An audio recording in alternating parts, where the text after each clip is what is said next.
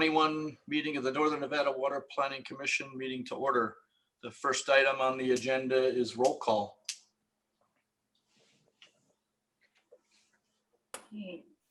Michael Widmer, Present. Michael Drinkwater, Here. John Enlow, Here. John Flansburgh, Bill Hauk, Here. Mickey Hazelwood, he's joining right now. So, Danielle Henderson, here. John Martini, Here. John Combs, Dave Solero, Here. Mervyn Wright, Here. John Zimmerman, Here. Harry Fonstock,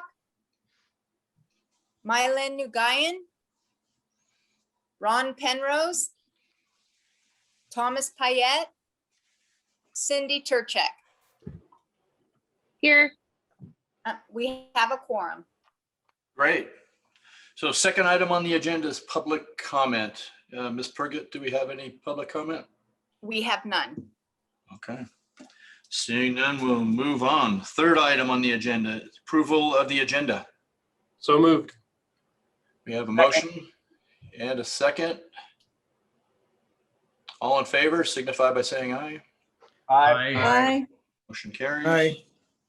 Hi, Bill. Yes. Because you all don't fit on a screen, can you say who does the motion in the second so that I and also the lady who does our minutes can Sure. verify that? Mr. Zimmerman made the motion and I didn't catch who made the second. Mr. Martini made the second. Jennifer, I think if you pick John, you're going to be pretty safe. All right, moving on. Fourth item is the approval of the minutes from the February 3rd, 2021 meeting.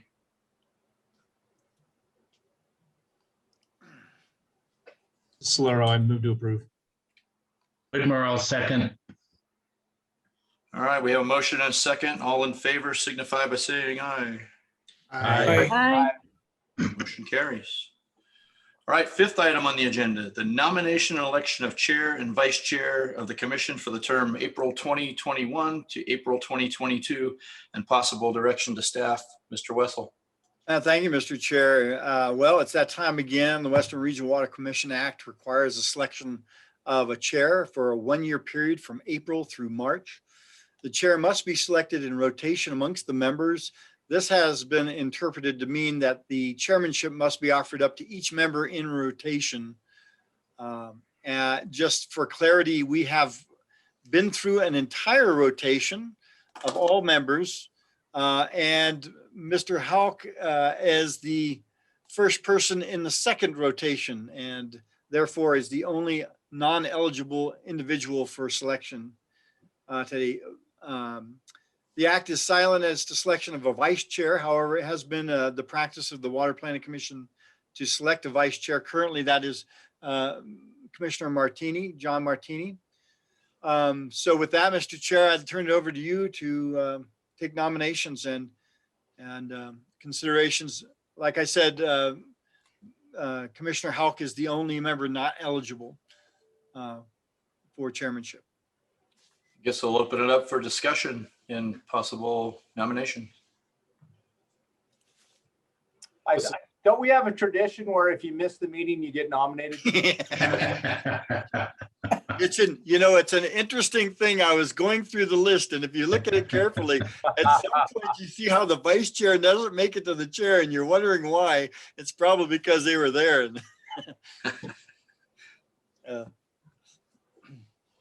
I would move to make John Martini the chair for the next year. John, second.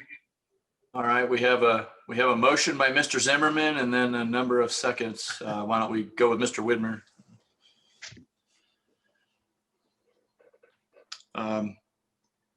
All in favor signify by saying aye for Mr. Martini as the new chair.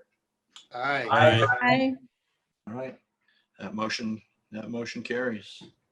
So I guess we're looking for a motion for a vice chair for this next term. I'll open it up for discussion. Former Chair Hauk, I'd like to nominate Mervyn Wright. Any further discussion? All right, hearing none. Whitmer seconds that. All right. Well, we have a motion and a second. All in favor signify by saying aye. Aye. Aye. Aye. And that motion carries. Well, congratulations to our new chairman, John Martini, and our vice chair, Mervyn Wright. And I'll just say that I want to thank everybody. I enjoyed it. I can't believe that 12 months have gone by so quickly. It really was a pleasure and an honor to be your first virtual chairman of the Northern Nevada Water.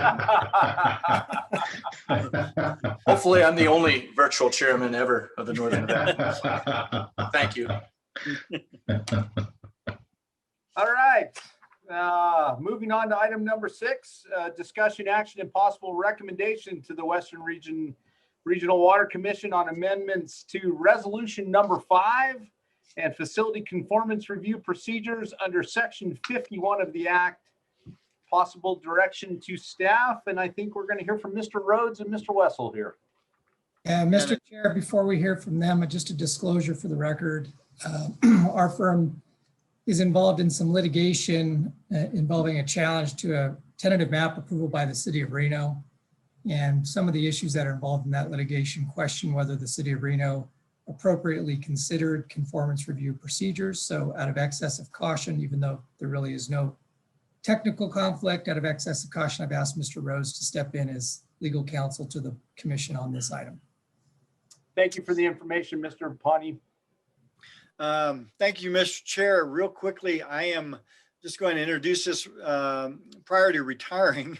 Mr. Smitham began a process of reviewing and updating the conformance review policy, and he's here today to discuss his progress in that. With that, along with John Rhodes, who's our conflict counsel. And so with that, I'm going to leave it to him to continue this. Staff is looking for a possible recommendation to the Western Regional Water Commission for this item. So if you feel so inclined, that would be appropriate. So Jim, go right ahead. All right. Thank you, Mr. Wessel. Good afternoon, commissioners. This is like old times. So good to be here. What I'll do is provide you a brief recap of the staff report that Chris and I put in your packets, and then I'll try to answer these questions as I go along. Why is this on the agenda today? What is a conformance review? Why make changes to the procedures? And then maybe when was the last time we conducted a conformance review? And then what's the difference between a conformance review and a project of regional significance review? So I'll hit the next to the last question first. When was the last time we did one? Not as the Northern Nevada Water Planning Commission. The last conformance review, to my memory, was prior to 2008. So these are really untested procedures as far as the current formation of the Water Planning Commission, the Western Regional Water Commission. So I'll move on. The Western Regional Water Commission Act requires that a facility intended to provide a service related to the Regional Water Management Plan may not be constructed if it is of such a kind or size as to affect the working of the plan as distinct from providing normal service to customers. So unless it's either included in the plan, proposed to meet an emergency, or has been reviewed for conformance by the Western Regional Water Commission. Now, the Act also allows the Western Regional Water Commission to delegate conformance review decisions to the NNWPC or staff by adopting a resolution. So that's why resolution number 5 has these conformance procedures attached to it. Those procedures were adopted in 2014 to provide guidance to the NNWPC and staff in conducting conformance reviews. In late 2019, staff reviewed the procedures and worked with legal counsel and the service providers staff members. So those would be from Reno, Sparks, Washoe County, Sun Valley, GID, and Tumwa, and came up with some proposed revisions to clarify the procedures. So you have those proposed revisions in front of you. Firstly, in section 1 of the existing procedures, it states that staff reviews development applications to ID proposals to construct facilities. But in, a couple of years of reviewing development applications, they don't contain proposals to construct, which typically come quite a bit later in the process. So we dropped that from the draft revised procedures, and realize that staff is going to continue those reviews, which may lead to identifying a utility that might be planning to construct a facility. And then at that time, we'd request a proposal to construct from the utility and go from there. Now, it was clear from a review of the act that a conformance review pertains strictly to a proposal to construct a major regional facility. So this led to some revisions to the list in section 2. So the revised facility conformance review procedures, section 2 has a list, A through I. And this is a translation of the prior list in the existing procedures that's enumerated or lettered A through K. So I'm going to refer to one and then the other and hope that you follow along. If I lose you, and I probably won't, because I'm pretty simple-minded, so I'll try to keep this as simple as possible. Stop me and ask questions. The existing procedures state, oh, okay, I read that part. Referring to the existing document, then proposed revisions are intended to further clarify the kinds and sizes of facilities that might affect the working of the plan. So existing items A and B are combined, and sewage processing is moved down the list. The criteria of 625 acre feet per year was changed to 5 million gallons a day. And so that results in item A on the revised list pertains to new water supply facilities and new sources of water. Okay, moving on from there and keeping with water supply facilities all the way down to almost to the bottom of the existing list, item J, new water treatment facilities and expansion of existing water treatment facilities is translated to items D and E on the new list with size criteria added. As an aside, the 625 acre feet per year water supply and 187,500 gallons per day sewage come from criteria that the Truckee Meadows Regional Planning Agency uses to determine a project of regional significance. So that's a separate process and a separate review by a separate agency that pertains to development projects with a water demand or a sewage demand in those amounts. So, and it doesn't refer to facilities to provide those kinds of services in those amounts. So that's the main difference between the project of regional significance from a conformance review, or one of the main differences. Okay, moving on. Existing item C is revised to include one, water reclamation facilities of any size proposed to discharge to a surface water. Two, other new water reclamation facilities not proposed to discharge to a surface water in a size of a size greater than 187,500 gallons per day. And three, an existing water reclamation facility proposed to expand to a size greater than which is permitted for that facility right now. And those are translated to items B and C on the revised list.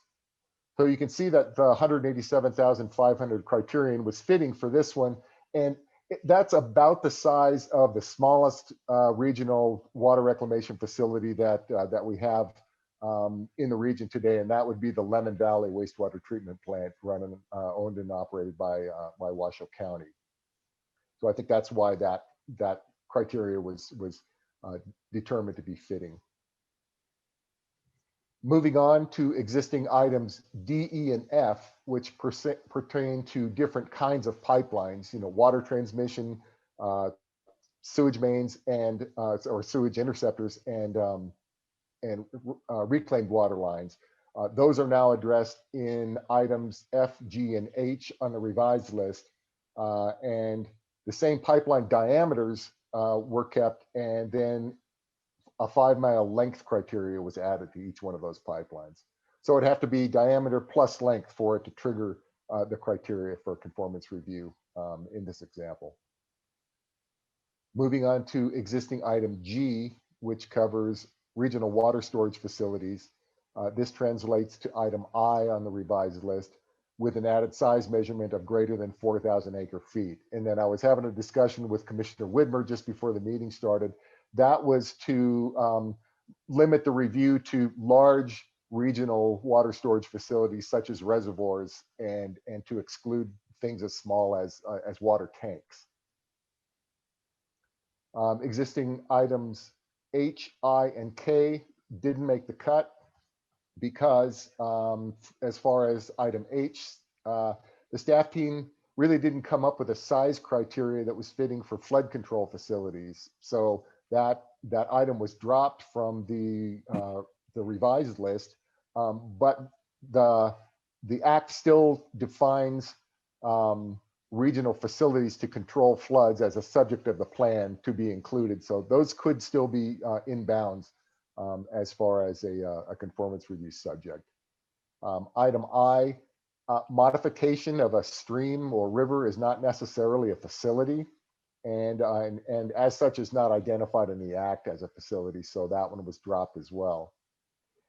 Then item K, since consolidation of public purveyors has already taken place to the extent that we anticipate it to, facilities that would affect consolidation is more or less moot at this time. So that one was dropped. So that covers the proposed revisions to the list. And then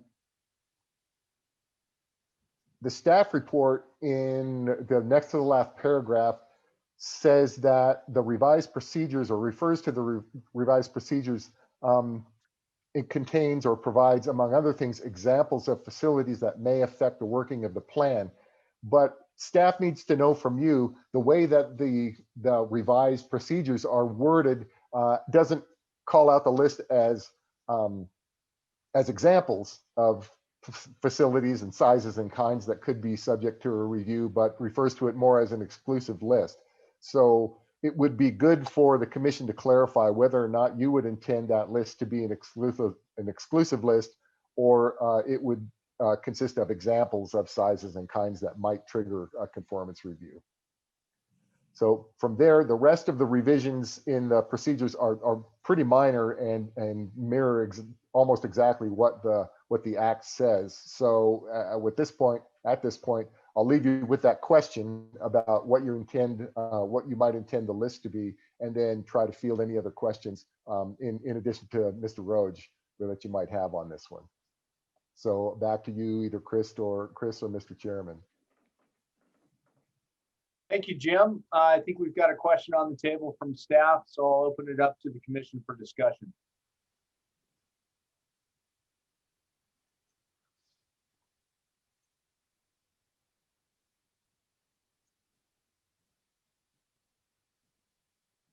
Mr. Enlow, sorry, I didn't see you up in the right-hand corner.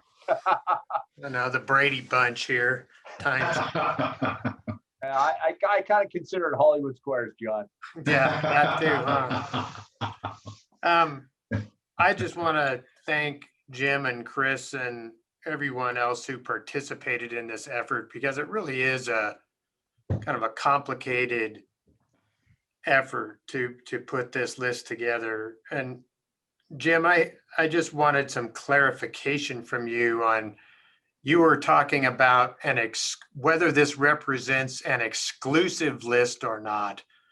I mean, so can you explain what you mean by that, please?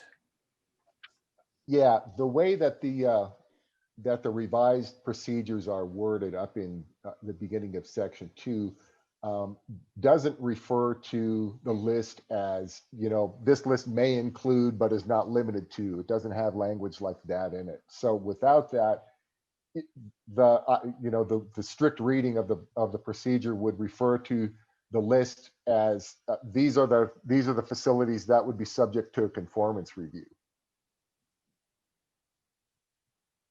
And so if it were to be referred to as a as a list of examples, the procedures probably ought to call it out as that, with that kind of language that I said, that I've Okay. referred to before. May include, but is not limited to, that sort of thing. I mean, I was involved in several of the workshops on that. I don't recall really getting into kind of the pros and cons of that distinction. Yeah, we really didn't, that didn't come up in any of the workshops. That's right. And I guess I was always moving forward on the assumption that it wouldn't be an exclusive list, but really I need to get that call from the commission. I mean, that was I'll just say something, John, Commissioner Martini, and then, I mean, I would probably prefer, I mean, we can't envision anything and everything that would be constructed, and I'd almost prefer to have it a little open-ended. I guess that creates its own set of problems, but we can't envision everything that might be proposed by a utility. So my preference would be to have this be more of a list of examples. I'm going to throw the other end of the spectrum out to the commission. As I reviewed it, I struggled to find another kind of big picture regional type of improvement that the region may consider that isn't on the list. So I guess the contra to your comment, Commissioner Enlow, was if we don't set either, if we leave it open-ended, are we going to get caught up in minutia of any improvements that Tumwa is proposing or Dave over the county, may come up with? I was struggling a little bit with some of the effluent management, indirect potable. We're still learning a lot about that. That technology is still kind of developing right before our eyes as we research it. That was the only area I thought maybe this list doesn't necessarily include all the elements, but I don't know that we know those elements yet, John. So I was kind of comfortable with this being, not examples, but the list of projects that this commission would consider for conformance review to our plan. I thought it was a pretty good list, and I'm a little wary of leaving it open-ended, that we get trapped too. So I can see it both ways, John. Yeah, no, I know leaving it open-ended has its problems too. And after hearing your thoughts on it, John, I tend to agree with you. I mean, I'd be fine with this list. I think if things come up, in the future, we can certainly amend this list as we get better clarity on which way we may be going as a region. So I guess my comfort level, Mr. Smitherman, to your question is, I like this list. I think it's a great place to start and kind of lock it down that this is what these are the type of projects and the size of projects that should come before us in conformance for our review. My comfort sits there for now, knowing that we can amend it in the future should we see issues arise. But I'd love to hear the thoughts of the rest of the commission, if there are any. Mr. Solero. Just for Mr. Smitherman or Mr. Rhodes, is there anything based on that conversation of locking this down or leaving open-ended that is in conflict with the statute that we're actually governed by anyway? I mean, is there, you backstop this against the statute? Is there anything in there that if something happens and we get some weird technology that we're unaware of that might cause an impact to our plan that the statute contemplates, or is it up to us to make this decision? I think that it's the call of the commission. I think either way conforms with the requirements of the statute. If you do say something like that, it shall include things on this list and may include but not be limited, but leave it open-ended that these are examples and you can have other things. The only thing I could think of is flood and possibly stormwater drainage. Flood is specifically named in the statute, so it's going to be covered in the plan.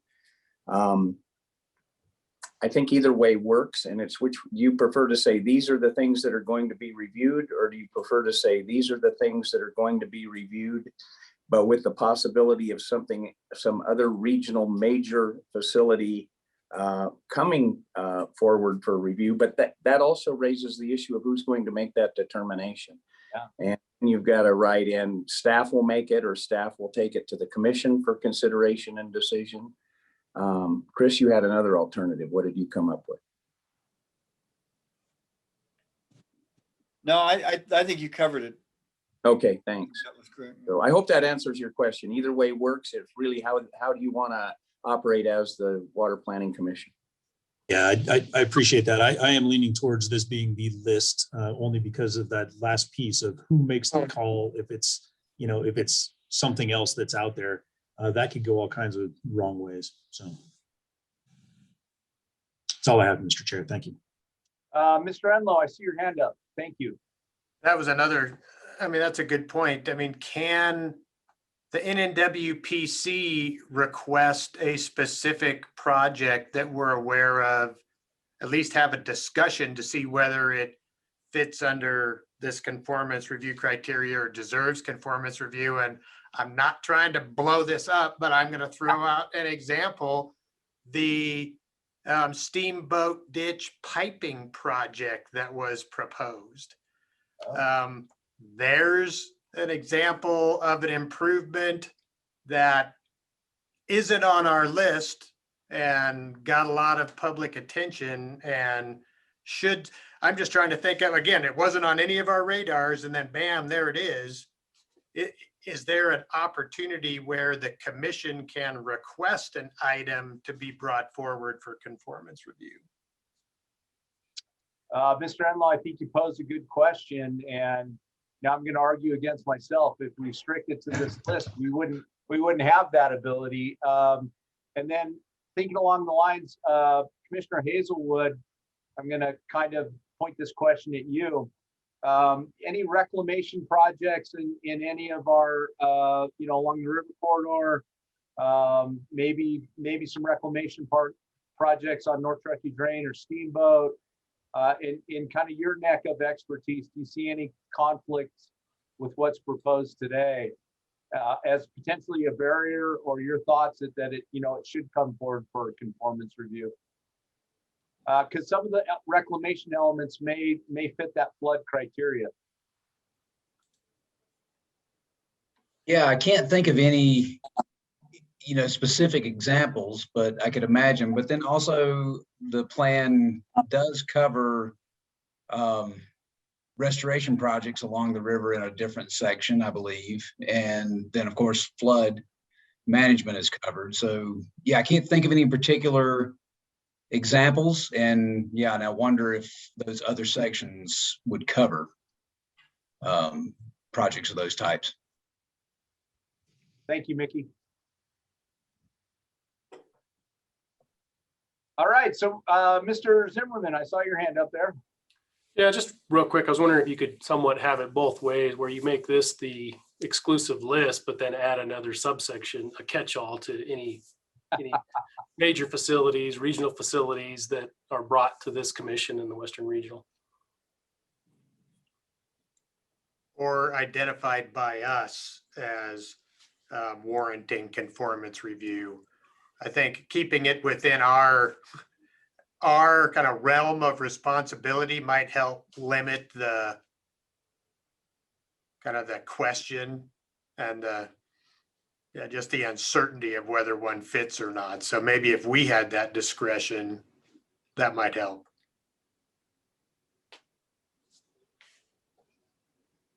We could craft language along those lines and bring it back for you to consider, if that's the decision of the board.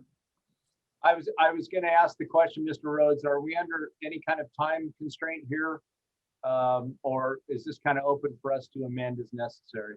Oh, it's open for amendment as necessary and at your pleasure. So the new proposal do work a lot better than the initial one that we came up with a few years back. As Mr. Enlow mentioned, it's a real technical, complicated, not only the statute, but the facilities themselves. It's hard to get your arms around sometimes. So there's no deadline. It should be done right when we do it. All right. Any other comments or questions? Mr. Enlow. I'm sorry. I just have a procedural question I'm trying to understand. Number 6 on page 2, it's that 30-day, Yeah, 30 days after the proposal is submitted to it. Is it us? Is it staff? Who's it? It is you, the Northern Nevada Water Planning Commission. So maybe, Jim, if you wouldn't mind describe, because I could see someone could time this just right. And after an agenda is posted, submit an application, and we don't even have 30 days until our next meeting. The way I've always read that is because I think that's the way the old procedures were worded too, and that's, reflects the law, that once a proposal is received by staff, there's some other things that have to come along with it, like an analysis of stranded costs and whether or not it would conflict with consolidation of public purveyors, that sort of thing. So staff is going to have to have some back and forth with the utility submitting the proposal to construct to make sure that it's complete and ticks off all the requirements. And so my interpretation, and I'll leave this with John for a legal call, but the clock wouldn't start until we've got a complete proposal to construct ready to go to the NNWPC. And then if it were up to me, I wouldn't start the clock until it's presented at a meeting to the NNWPC. And then you could follow it up within 30 days at your next meeting. Yeah. I think that's a reasonable interpretation. It isn't defined as to when the proposal is submitted to it, but I think it's reasonable to say that it's submitted to the commission as a whole at the first public hearing where they consider it. And back to Mr. Enlow's question, the 30 days comes right out of the statute, out of the Western Regional Water Commission Act, and that's why it's in there.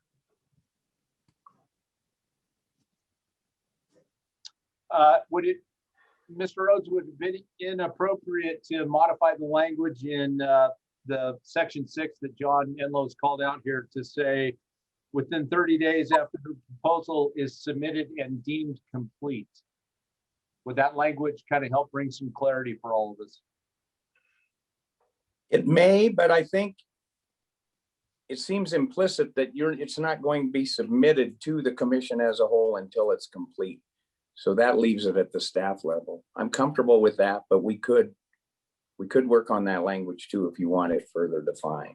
I bring that forward to the commission because we've struggled here with some development applications that have come into the city of Sparks. We have added deemed complete into our code because we have had on occasion someone say, I made a submittal of an application, you got 30 days, I'm on the clock. And that the application is perhaps a little shy on details. Yeah, the statute itself, the act doesn't deal with that type situation. The language that you're seeing in the procedures is directly out of the act. Okay. John Rhodes, does the language in the act prohibit us from making further clarification in the procedure? Since we're already doing that? I mean, we're trying to develop these procedures, which is actually required by the act. So right. We could put something in there. I'm just talking off the top of my head here that staff will assemble or collate or obtain all of the required information to present the complete proposal to the planning commission, and then pick up the statutory language saying that within 30 days, if you don't do something within 30 days after it's submitted to the commission, it's deemed approved or deemed to be in conformance. That might be useful. I mean, just to clarify it and give us a little, at least something. I mean, if they're giving us the leeway to develop the procedures, seems to me like we should be able to augment the language as long as we don't, eliminate it, I guess. I don't know. Just thinking off the top of my head. All right, any additional questions of staff or legal counsel? Well, one, Mr. Chairman, if you refer to item 4, it kind of gets into that process a little bit. It says staff will request that the utility, municipality, or other person, et cetera, submit the proposal, including an evaluation of stranded costs, if any, the need for the facility within the planning area, and the impact that construction of the facility will have on any potential consolidation of public purveyors. So those elements are right out of the act. And then it says staff will then conduct a review, make an initial determination as to conformance with the plan, and set a meeting date for conformance review by the NNWPC. Another option could be that you could add in there that staff will conduct a review for completeness. And you could add in that little bit of process in that paragraph as well before making an initial determination. So just another option of where you could do a little bit more clarification, but not have to add an entire section. So as long as that doesn't muddy the water.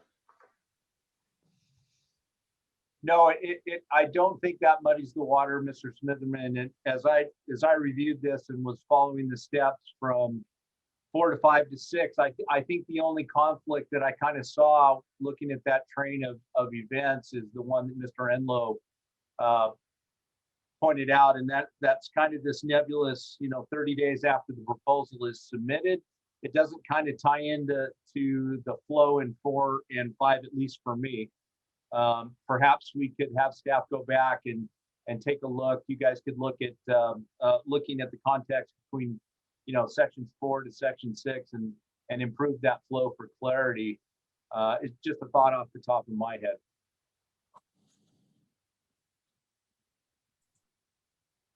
Yeah, I would agree that what's missing here is the timeline for staff to review the proposal that comes in, because an applicant is going to say, hey, I submitted this to staff, seeing staff as the NNWPC body, and say within 30 days this was not acted upon, so I've got my review.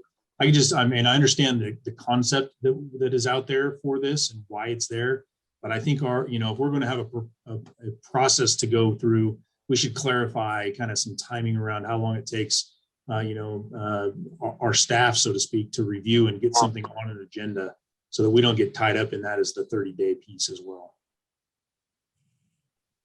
Yeah, understood. When I worked for another agency in a former life, there were permit applications, and part of the process was officially called out as a completeness review, and there were timeframes attached to that. It adds more process and more words to the procedure, so I wasn't advocating, adding something like that, but I think that's kind of the concept that you're getting at here, is that the applicant needs to, or the proposal, the person proposing needs to have some assurance of timely processing of their application and not let it get tied up into this endless conformance review or completeness review before they even get their 30-day time clock and hearing before the commission. So I get your point. All right, have we beat this up enough? Do we have any other comments from the commission? All right, see no hands up or anyone speaking out. Would anyone like to propose some direction to staff with regard to this agenda item?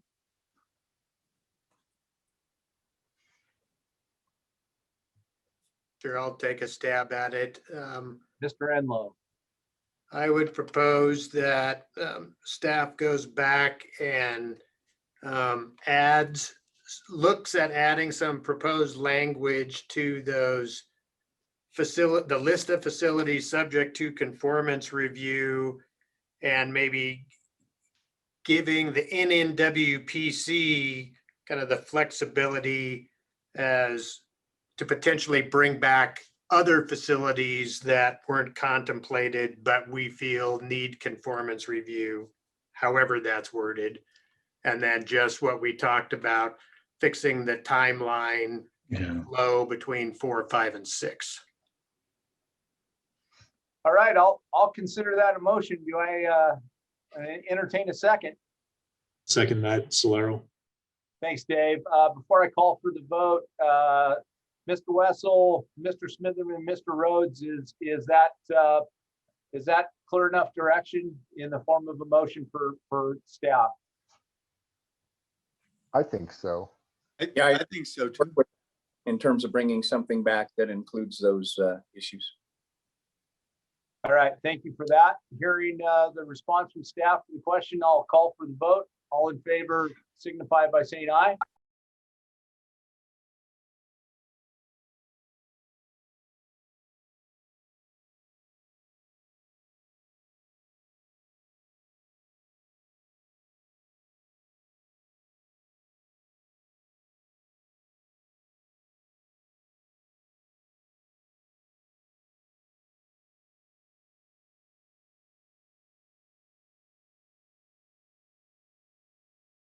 One through 2040 Regional Water Management Plan update, discussion and possible direction to staff. Mr. Wessel.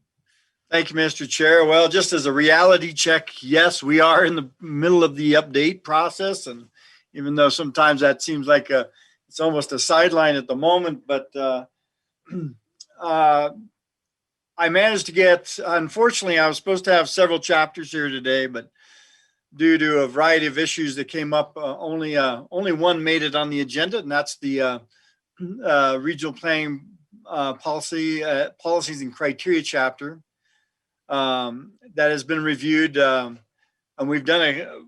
staff has conducted a preliminary review of that and done some review and comments. Following staff's review, the Truckee Meadows Water Authority and the Truckee River Flood Management Authority were both contacted and it was provided to them to update certain sections which were identified that might have been in need of updating. One of the things that we recognize is the flood project is right in the middle of making some big changes, and I've been talking to Commissioner Henderson with regards to this, and so I think we will be seeing some additional changes to policies related to flood. That's still yet to come. So should anticipate that down the road here, which might put this chapter out a little bit, put out on a longer review period. But when that comes through and when they've kind of solidified the information they have for the flood project, I think then their portion will be complete. Staff recommendations, revisions based on comments received are in red line strikeout in the attached documents. And so just to go through the key outline elements that showed that we had some commentary on and reviews and updates. Under the goal 1 section, plan for the development of sustainable water supplies, we recommended the following changes. Policy 1.1A, geographic use of Truckee River water, some minor changes there from TUMWA. Policy 1.1B, water conservation, section entitled reduction in use of Truckee River water resulting from DMPs. That was deleted by TUMWA to be consistent with the regional water, with their water resource plan. Policy 1.1C, evaluation of unexercised portions of committed water supply. TUMWA updated this section with some commentary. Policy 1.2, conjunctive management of surface water and groundwater supplies to withstand an 8-year drought cycle. Again, this was updated by TUMWA to be consistent with their water resource plan. Policy 1.2E, new water resource importing and importation. We had some comments in there regarding category A+ water and discussions on impacts from importations into closed basins.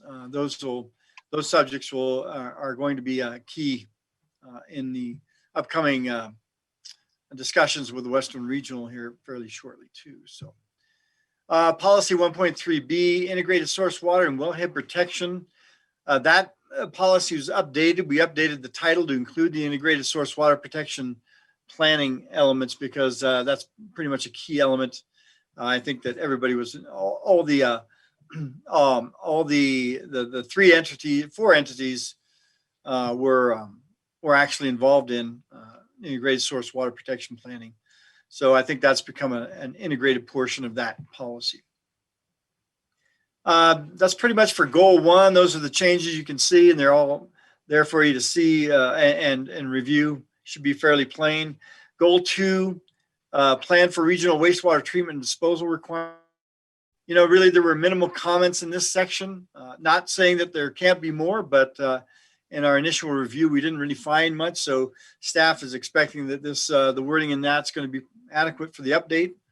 But that is dependent on whether or not any of you have any further comments on that one. Goal 3, the plan for the protection of the human health, property, water quality, and environment through regional floodplain and stormwater management. There is a section in there, policy 3.1G, management strategies for slopes greater than 15%.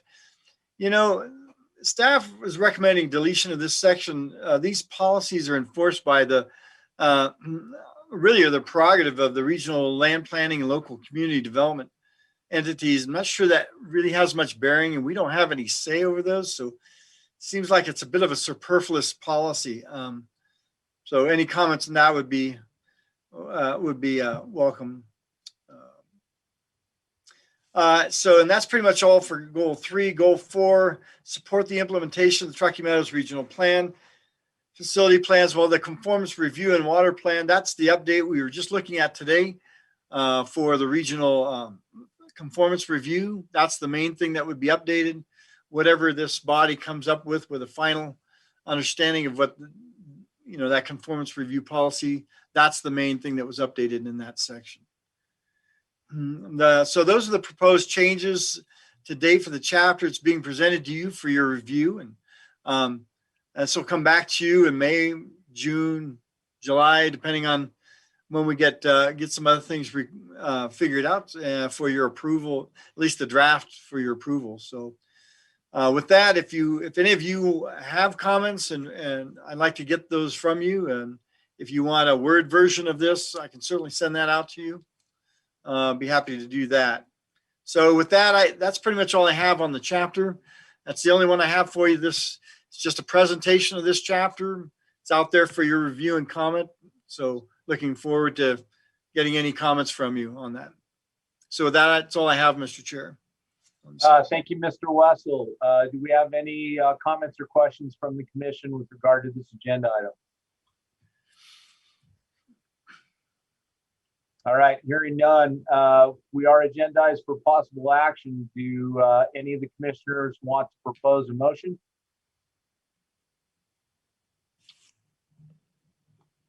All right, hearing none, we'll move on to item number 8.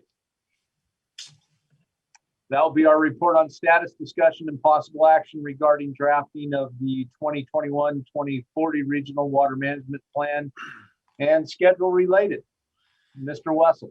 Yeah, thank you, Mr. Chair. I think you'll note that if you look at in your packet, and you have to scroll through the whole chapter to get there. I know that's a long ways to get there. Yeah. And I'm scrolling right now because that's where I have it also. But you'll see that Commissioner Flansburgh had requested, a schedule for the plan update. This is a revised schedule. I had to make some changes. So you see today, is the April meeting. You can see in green is the regional water planning policies and criteria that was presented to you today. There were several other chapters. They've got bumped up to next month for a variety of reasons. The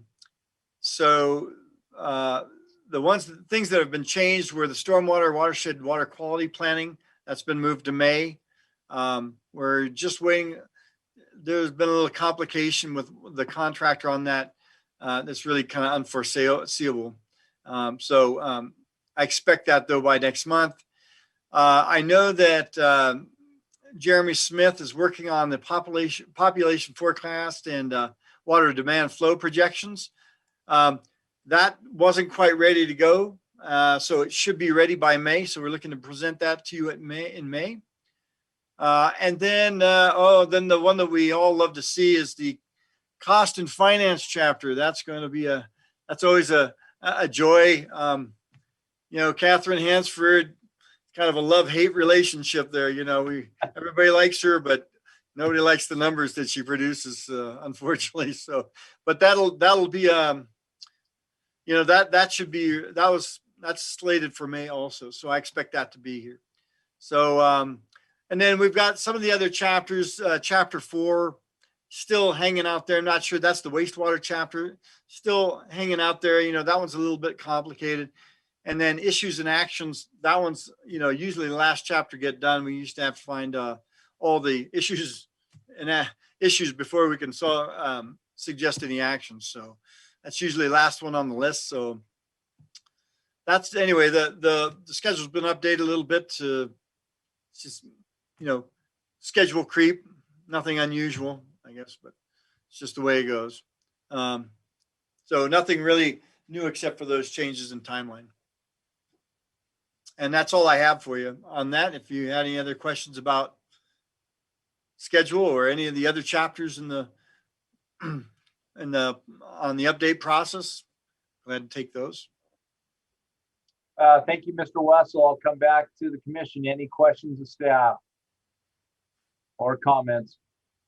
Chairman Martini, just a quick, Chris, are you realistic? We've slipped a little bit. Yeah. I know where things are at on a couple of chapters. Yeah. It really depends. Here's the issue that's really sitting out there. So much of this is not being done by me. So it's a little bit difficult to understand where they are. Until I have a chance to get hold of them and have a read through, it's hard to understand whether it's gonna fly with you guys. And so I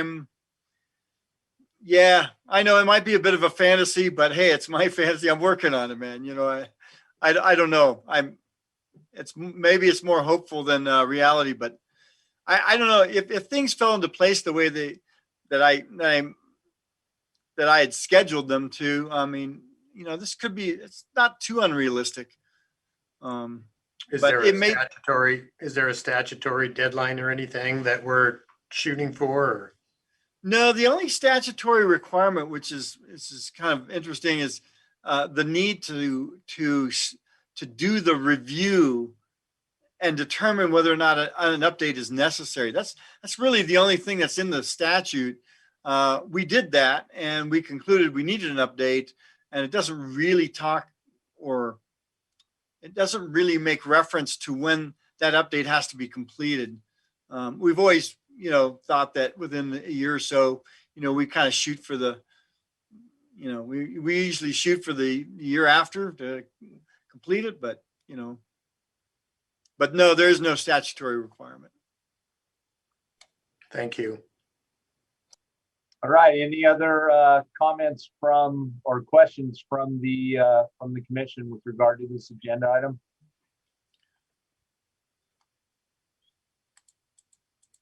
All right. Hearing none, this is also agendized for possible action. Entertain any motions from the commission if you feel so moved. All right, hearing none and seeing none, I don't see any hands up. We'll move on to item number 9, our program manager's report. Mr. Wessel. Thank you, Mr. Chair. As you know, that every time we get together, we have a status report on the projects related to the work plan, and you can see we have quite a few of them. I think there's 20 of them there. I lost count. At any rate. So those are out there. If you have any questions, I'll be happy to answer them. Also, we have our financial report on the second page, and this basically is showing that our revenues are exceeding our expenditures, so we are in a good position at this time. That's all I have. Mr. Wessel. I'll bring it back to the commission with regard to agenda item 9, A and B, which would be our status of projects and our financial report. Does anyone have questions or comments for staff? All right, hearing none and seeing none, move on to item number 10.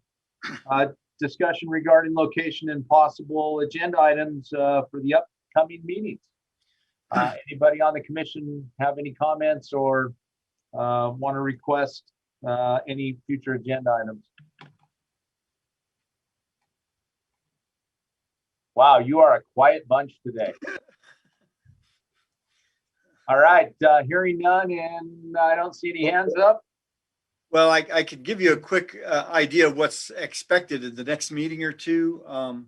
Just a reminder, I did want to remind everyone, April 21st, we've decided to do that as a straight Western Regional Water Commission meeting, not necessarily inclusive of the Water Planning Commission.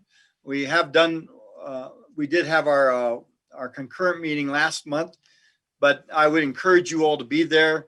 Be some good subject matter related to regional effluent management and some of the things that are going on there, and that could be very instructive to you all.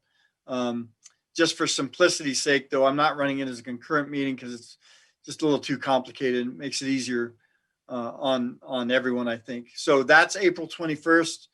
Hope to see you guys all there. May 5th is our next meeting. We will have some proposals for source water control plan from the Nevada Water Innovation Institute, possibly a closed basin proposal from Washoe County.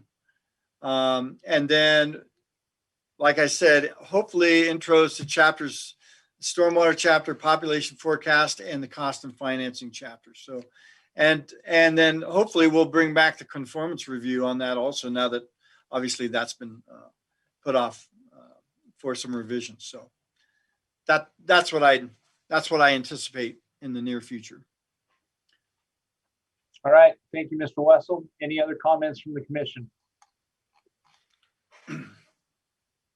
Hearing none and seeing none, move on to item number 11. Do we have any comments from the commissioners not related to the agenda?